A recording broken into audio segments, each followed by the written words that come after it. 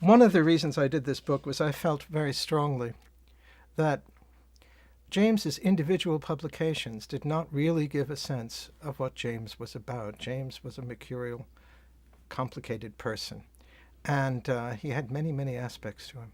And so I very much wanted to do something which would allow these various aspects to speak to one another, just to talk to one another in the same volume. And I think that's part of what makes this volume of interest. You can't describe someone like James, but insofar as one can try, this little paragraph was an attempt. In a lifetime that stretched from 1913 to 1999, James Broughton witnessed and commented on most of the 20th century. His commentary was leveled at some of the century's most precious myths, but it was never made from the point of view of officialdom, rather from the point of view of the outsider. The commentary was, however, never of the rationalist variety. Broughton was no deconstructionist. He countered myth with myth. In a century struggling with religious belief, he asserted a religion of big joy. In a century whose central art form was film, he made movies, alternative ones. In a century struggling to find a place and definition for outsider groups such as gays and women, he became an emblem of that struggle, though he also married and experienced the life of a more or less conventional husband and father. In a century aghast at its own horrors, he advocated laughter. His name for his outsider status was poet. And as he knew very well, poetry was one of the century's most innovative but least mainstream forms.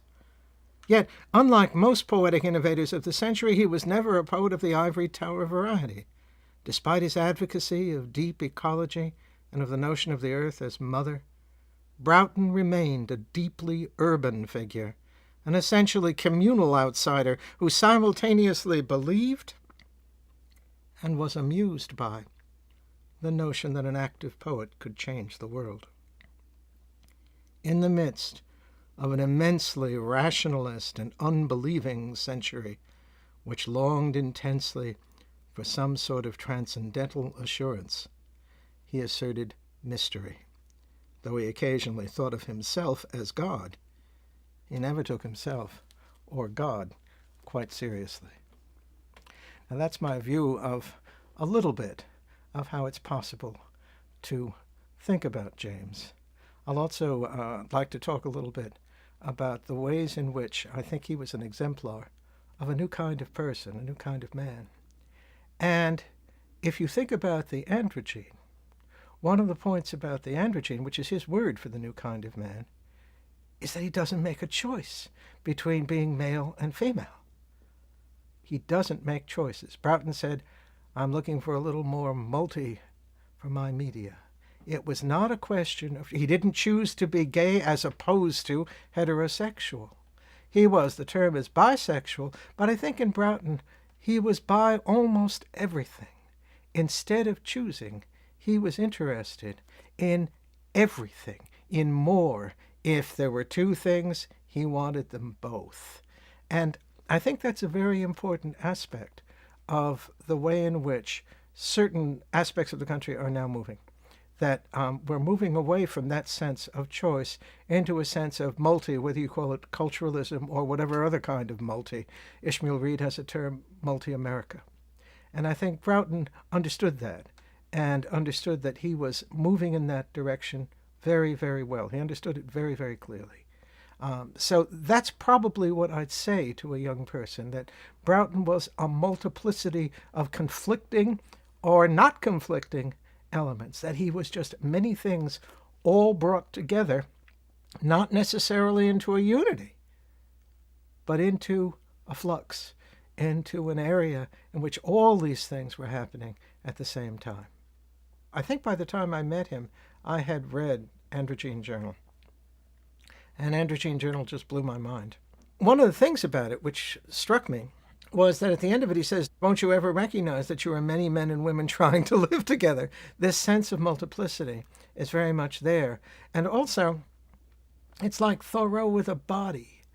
He goes into the woods and has adventures. Now, it's all coming out of Broughton, It's all this fiction that he's making up all the time, but it's fascinating because it's all kinds of aspects of his personality. Even though he's the only person there, there are tons of people around talking to him, commenting on him, watching him, all of that. Mother spirits, name it. He's got a lot of people who are working with him. And I think that's considerably interesting. And I thought that was fascinating. So I go over there to the apartment where I talked to James, and we had a nice conversation on the phone. And in San Francisco. He was living in San Francisco. I was in Oakland, of course, and in this house, in fact. And I went over for an afternoon to have lunch and to talk to them. The two of them put me in a room with James's film, Testament, and which is one of his most beautiful films and an extraordinary testimony to his greatness as a movie maker. It's a wonderful, wonderful film. And beautiful, rich, colorful. I mean, name it. It's an incredible film. And all about his life. And I just walked out of there stunned. Yeah, this is a little thing I put together. It was a marvelous experience. We became friends. We had a lot in common. I loved the poetry, and I loved the kind of poetry he was coming from, which was remarkable for a poet living in San Francisco at that time. If you needed a single word to describe him, storyteller. But his word was poet, which is a better word. And so both of you are musical poets. We're both musical poets. We're both interested in light verse. I mean, the kind of thing, if I were Lord Byron, I'd sing you, sweet siren, a poem inspiring a killer dillaroo. It's Cole Porter, that kind of thing. And James would write like that. Now, he'd do other things in the writing, too. But that was one aspect of him. And I thought that was a very important aspect. The thing that got me into understanding James's career as a whole, which is what this book is really about, the arc of his life is the way I thought of it, was a piece I did for the San Francisco Cinematheque. They were doing a special program about James, and they asked me to write something. So I wrote a piece that covered the waterfront. It's much shorter than anything in here. But that was very interesting, too. And that got me started on a lot of what happens in this book. Well, he fits by not fitting. Some of his heroes were people like Emerson, who were very odd poets. It's funny because Emerson is behind Emily Dickinson, but people don't know that. When Emily Dickinson published a poem, one of the few she published in her lifetime, anonymously, everybody thought it was by Emerson. But nobody reads Emerson's poetry, whereas everybody reads Emily Dickinson's now. Anyway, Broughton certainly is indebted to a degree to Emerson, to all kinds of people, and as I said, to Cole Porter. But that isn't where most of modernist poetry is. James has a modernist side, and it shows in in the experimental nature of some of his films, and sometimes in sequences, which is partly a modernist, Victorian modernist invention. Poetry, which is short poems put together in a sequence. James did that. But often they'd rhyme, which was anathema to many poets. They did a lot of things that, you weren't expecting. And also, there was a lightness about them. James once said, I aspire to be a wonderful fairy. And there was a fairy quality to these poems, too. One could almost say, and James would have said it, they flit. And that's important about James. It's one of the reasons he had difficulty finding widespread acceptance, why the people in New York almost uniformly disliked his work. Now, that's not an absolute statement, but though he never did well in New York, and it was partly because he seemed like a California fairy. But I think one of the things about James is that he was forever liberating people. Go do it. Make your own kind of mess. Don't make the kind of mess somebody else has made. Make your own kind of mess. Follow your weird, do your odd thing. I don't think he ticked or talked. I can't think of him in terms of clockwork. It's very, very hard. I think the central... James is a bundle of contradictions if you want to think of them as contradictions. He was also a bundle of contexts, which were all asserting themselves at the same time, though perhaps not always at the same moment. I mean, was he a straight heterosexual man? Sometimes he was. Women loved him, and he loved to charm women. Was he a gay man? Yes, of course. Men loved him, and he loved to charm men. He remarked to me once that the love of his life happened to be, as it turned out, a man, but it could just as easily have been a woman. He was open to whatever was out there. And I think that that's one of the things to know. The other thing to know, if you're making a film called Big Joy, is the extent of the darkness and even, early on, the suicidal impulses that haunted James. You must understand that as much as he's a positive person, a cheery person, a big joy bringer, all of that, and that's all true, all of that is engaged in a dialogue with a sense of himself, that he's no good, that he's moving towards death. The early poetry is always dealing with death. It's always, as much as it's positive and as much as it's very useful, very wonderful during the time of AIDS, when everybody was thinking of death all the time. Here was James talking about big joy and all of that. It was a terrific message to be giving to people during the time when everybody was dying, or a lot of people were dying. It was a wonderful, wonderful thing. But at the same time, it's a mistake to think of James as just a cheery person. That's what they think in New York. But he was not. There was a dark side to him that stayed with him his whole life long. His whole life long.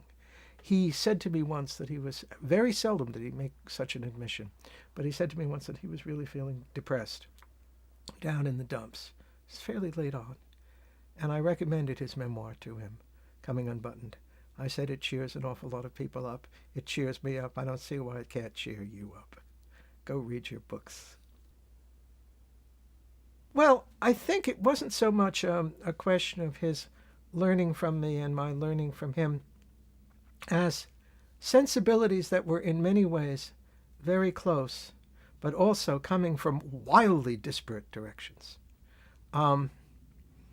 That we were able to be friends and to share and to appreciate certain things about each other that often other people didn't even notice and didn't know about. And we could connect in that way. It was a friendship which renewed itself through the commitments we had both made to the art. James could call me up and read me a poem, Wonderful, terrific, that's marvelous, makes my day. And I could do that with him too. You could call it a mutual admiration society, but it was a mutual energizing society, so that we were continually feeding each other. We both got each other's jokes. James produced This Wonder, which is his only choral piece for him and me to do together, for tenor and baritone. I wrote a piece about James called Broughton Fountain, in his voice, which I got in my head. He wanted to do something that was like me. I wanted to do something that was like him. He was interested in epigrams. Who is interested in epigrams? Oscar Wilde was, and Emerson was, but James was too. An epigram is a deliberate and artful saying about almost anything. Oscar Wilde made many of these kinds of things. James spoke epigrammatically. People often write epigrammatically and make epigrams, but James actually spoke in that way. He spoke in complete sentences, often balanced complete sentences. He spoke very close to the way he wrote. To merge the creative person that he knew he was, the person who was the androgyne that he knew he was, with the everyday man that he was too. And he tried very hard to keep those two things together, the two Jameses, James squared, the two Jameses. He tried very hard to keep those things in some kind of balance and some kind of relationship to the world. I touch my nipples and they bring out the she in me, and that causes me to have an erection, which is the he in me. As he says in the Androgyne Journal, that sense that you don't have to be one thing. You can be its opposite. You can be many things. That's the problem with defining someone like Broughton. If you try to define him as an individual, as a separate entity, as one or two things, you get in trouble because he's always in motion. He dressed elegantly elegantly. But like his friend Lou Harrison, he dressed from the thrift shop. So there was, both the aristocrat, in a certain sense, that was James, because he liked those kinds of pleasures. He liked aristocratic pleasures. At the same time, there was also the poor man, James, the proletariat, the person who would accept anyone, who would talk to anyone, who would engage in a conversation with anybody. There was that side, too, and that was expressed by the fact that it came from a thrift shop. Yes, it was elegant. Yes, it was beautiful, and it was interesting in the way he would put things together. He was an art object. And dressed like an art object, and he knew it. He was very conscious of that. But at the same time, there was this side of him that was totally demonic. Demonic, too, I nearly said, as well. The Übermensch, the Superman, was the new kind of man. James had the androgyne. And that was worked out of his mother's dissatisfaction with what he was as a child. "You are just too sensitive for this world," she said to him. And of course he was sent to a military academy to make him more macho, to make him more of a man, which of course didn't work at all, because it wasn't the direction in which he was likely to move. Oh, it was terrible. He had an affair, actually. He had a homosexual affair, which is what people do at military schools. That's exactly what a military school is, sets you up to do. And you discover a homosexual lover. Because that's all you got, you've got a lot of burgeoning sexuality. It was ridiculous. And he was thrown out and all of that. And his father was furious, or his stepfather was furious at him for it. James had to work out the fact that he was a man, but did not fit the primary mode of manhood in the United States, which is the image of the warrior. That the image of the warrior simply didn't fit. The military school didn't work. So what was he? Was he a failure? It's not true that there was no place for gays before gay liberation. There was a place. Gays were understood to be failed men, men who didn't succeed in getting to manhood, almost men. And they were supposed to be not really sexual, didn't like women, so they weren't sexual. They were supposed to be, unable to assert themselves physically, a lot of things like that. And some of those things Broughton agreed with. He was not really a very physical person, except in the sense of lovemaking. But he needed to work out a way which allowed for him to be male. And male in some kind of way that allowed him at the same time to express all of these different burgeoning feelings and not repress them. The last thing you would associate with Broughton is repression. And even in the 50s, there were so many gay people who Broughton had a bout of one of the reasons he got married was, he was attracted to women and all of that, and he had lots of sexual relations with women. But also another reason he got married, at the encouragement of Stan Brakhage, was to straighten himself out. And his Jungian psychoanalyst told him that too. That'll make a man of you. And what he discovered was that that's not the kind of man he thought he was. And he needed to find some way in which he could become this other man. And in doing that, his mother disapproving of him, his father disapproving of him, and James having these strong feelings, Gays aren't supposed to be sexual. God, he was incredibly sexual, and he knew it all the time. He was tremendously sexual, and passionate. Of course he's sexual. But the thing is that what he had to do was to find a new definition of manhood which could account for him. And that's what he did. And he made myth upon myth about that. And the ultimate myth about it was the androgyne. He's always trying to deal with death. His early poems and plays are about a universe of death. In certain ways, what Mother represents in Mother's Day is the tintype, is the still photograph. That's what she's interested in. He's interested in something that moves. He's interested in what we call movies. And that for him is life. The moment of movement in a film is the moment for him of life. And it's that Mother's trying to stifle. Mother's trying to turn the children into still photographs for her album. Now, James has this strong, passionate sense of life. But how can he find some kind of role into which that will fit? And so he finally finds the androgyne. But also, beyond that, When that sense of death, which is an early sense of death, becomes a real actuality, a real possibility, he's getting old. He's going to die and he knows it. In comes the androgyne to help him, and the androgyne becomes death itself. Death becomes the great lover. The death feelings become merged with the feelings of being the androgyne and become merged with homosexual feelings, with gay feelings too. All of this come together in the figure of the androgyne. He tells the story of one night when he was, I think, not even 5, and he's awakened in the night by a glittering stranger who comes in through the window. This stranger has a message for him, and he seems to be angelic and tells him he's an angel, but he's a special angel who is for Broughton and for Broughton's development. And the messenger, Hermes, of course, but Hermes tells him that he will be a poet and will always be a poet, and that he's a genuine poet. And there's a sparkle around the area of his pee-pee, as Broughton says. And then he disappears, and Broughton has what may be, he at least wets his pants in one way or another, whether it's sperm or urine, who knows, etc. And his mother comes in and says, "Oh, baby, you've wet your jammies." And that's a just so story. Here's how I got to be a poet. An angelic stranger comes in through the window, and he says to me these things. And then I know I'm a poet, and I'm also sexualized, excited by him in a sexual way.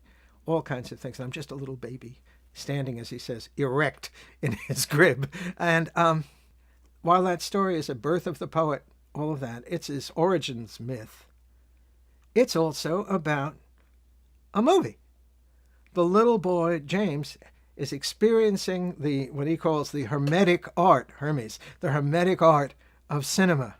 He's seeing a movie that's played for himself alone. It's not a mainstream movie.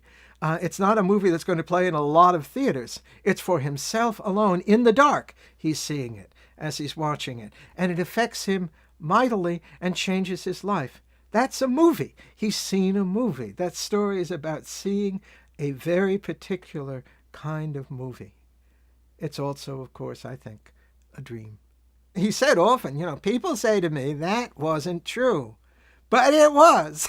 Well, it's certainly true on some level, on a poetic level, let's say. You read his poetry, you won't find very much that's angry in any of it. Anger is not one of his strong suits. Anger is not one of the things that he did a lot. I think he was always willing to accept what people, oh, she got so angry at me, or, oh, he got so mad at that. But that, it rolled off of him. He was not, anger is ego-affirming. I don't like that. I don't like that. You're making me angry. It's ego-affirming. And Broughton sought not to be ego-affirming. Obviously, his crotch would be one of the places for that. But also, his mind and his smile. He had the most beautiful, beatific smile. It's one of the reasons he could get away with saying such outrageous things at times. He would just smile, and it would be all right. It would be just James, But his brain was always going. One of the things to know about him, he was a lot of things. He was joyous. But never, never, never was he sentimental. Never. That was the one thing he never was.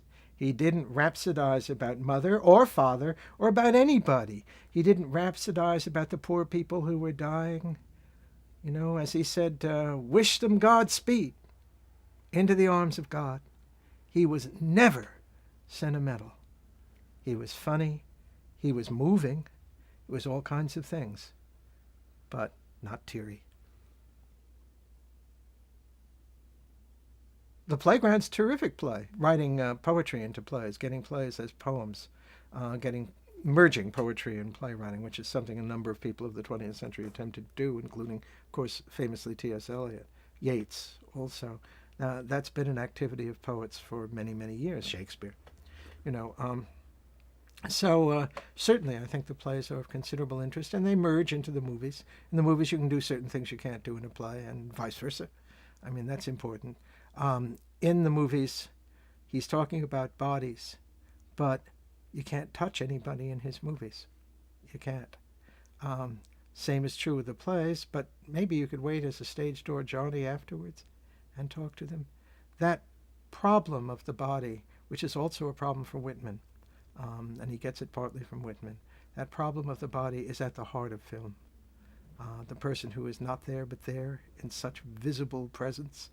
You know, you can hear him, you can see him, but he isn't there. That's a problem with film, and that's a problem for Broughton as well.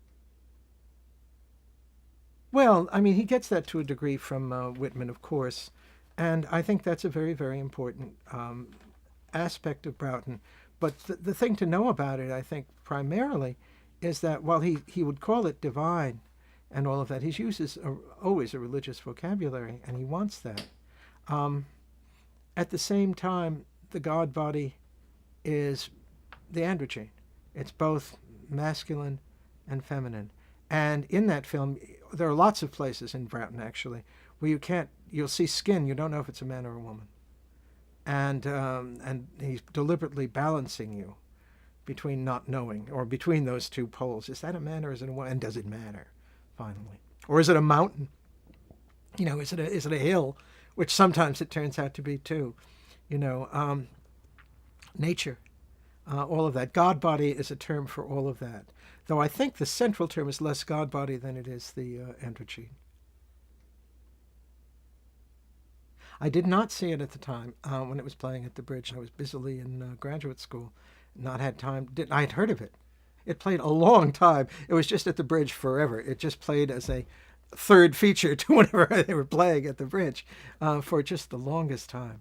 And it was amazing to Broughton how successful that film was. And it was, you know, still, I mean, you don't get both male and female nudity. Usually the man is, you don't see the man's penis. I mean, it's just one or the other, but not, or no, it's more than woman. The man is probably in underwear and the woman is naked, you know, that kind of thing. People would say, but they're naked in the first scene. And he would say, but the opening scene takes place in the Garden of Eden. Which, as it happens, is in Marin County, in Broughton's imagination. People wouldn't print it.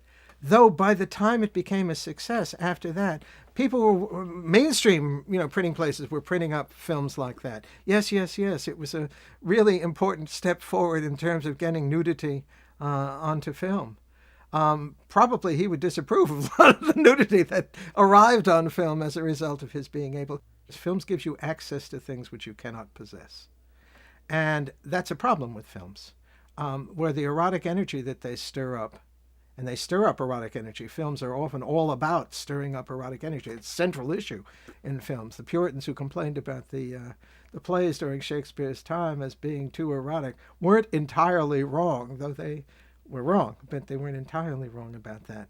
And films are like that. Films stir up erotic energy, but you can't have the people in them. So in a certain sense, films are instruments of repression. And so how does Broughton, who does not believe in repression in any way, handle that? And I think the answer to that is that Broughton makes films in which ordinary people, not stars, ordinary bodies that are like everybody's bodies, and he continually encourages you, reach, touch, discover. You do it too. He encourages you not to think of the film as something you can't have, a glamorized image which you're not allowed to touch, but as something you can do with a guy next to you or the woman next to you, that he's encouraging you to do it. It's a kind of go do it kind of feeling rather than a you can't have this.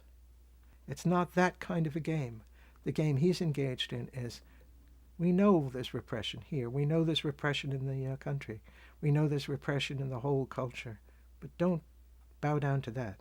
Don't do that. Do this. Reach, touch, discover. You asked me about Pauline Kael. Well, part of what that was about, they had a rocky relation on a number of levels. Pauline Kael was also a close friend of Robert Duncan. She was part of that crowd and did shows on KPFA. So she was part of a bohemian crowd that was in Berkeley. There was a crowd of poetry, a crowd of artists here before the Beats got here. Pauline Kael was a part of that crowd. And she and Broughton got together. But increasingly, Pauline's love was for mainstream movies, movies that were real movies. And for her, the experimental film, the avant-garde film, didn't exist, didn't reach enough people, wasn't serious enough. It wasn't serious. It was kind of like his mother, you know? You're not serious enough in the things you're interested in. Let's make a man of you. Well, let's make a macho cinema of you. It's kind of like that. She was for that kind of cinema. Now, he was undoubtedly attracted to her partly because she reminded him of his mother. I mean, you know, we are complicated people. But at the same time, their marriage was a kind of emblem of two possible choices for cinema. And he opted for Maya Deren and the experimental film rather than for the mainstream film that Pauline Kael favored and became very famous for explicating. But she never wrote about experimental film. And that was one of the things that drove them apart. And perhaps also, I don't know this for sure, but perhaps also in his mind, settled him upon being an experimental filmmaker. Made up his mind. Here was somebody arguing for mainstream film. Don't you want to do this? I thought, no, I don't. I think his problem generally with the films is that they are too fairy-like. I want to be a wonderful fairy. They are too, what do you want to say? I don't want to say the word faggoty, but he would have said that, and that's what they were. They were too like that. They weren't macho. Just, that was his problem. The films weren't any more macho than he was. Mother's Day is an incredible film. It's a brilliant, brilliant film. And one of his finest films ever. It's a tremendous film. It's very close to the play, The Playground, which is also tremendous. You know, these are wonderful. These are masterpieces.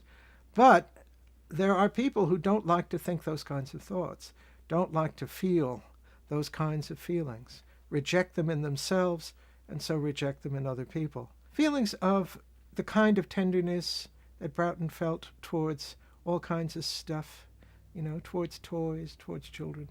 The kinds of feelings of, flitting. Those kinds of feelings. If you're willing to flit like a fairy, you know, Peter Pan, all of that. There's a lot of the whole late Victorian interest in fairies, which Broughton was aware of, certainly, and in photographs of fairies. There were fakes and all of that. That kind of feeling Broughton projected into his films, that sense of being a fairy. And he wanted, not just himself, but having that kind of quality, the films having that kind of quality. He was less interested in film, for that reason, he was less interested in film as narrative than as dance. He understood the film to be an exploration of the dance of movement of people. And what do fairies do? They dance. And I think people had trouble accepting that kind of thing, accepting some of the characters that he, you know, portrayed in the films, this sort of thing, ballet, you know, the aging ballet-domain and that sort of thing. They're just not manly and enough for the filmgoer. I really think that even among gays on the East Coast in New York City, even among gays, these films were not acceptable for that reason. They were close friends. Lou did the music for one of his pieces. They understood each other. They both laughed at a lot of the same things also, and that was a very important thing. Lou was a multifoliate person. Lou was somebody who was also, like James, tremendously open to all kinds of things and willing to try out just about anything, and also interested in vaudeville. So there were a lot of connections between them. Follow your weird. And he was not interested in politics. He felt, they're doing the same thing. They were doing it in the 40s. They were doing it in the 20s. They were doing it in the 30s. I mean, it's just the same. Why bother with that? Cultivate yourself. Find out what's happening to you. Grow into a better person. become the androgyne.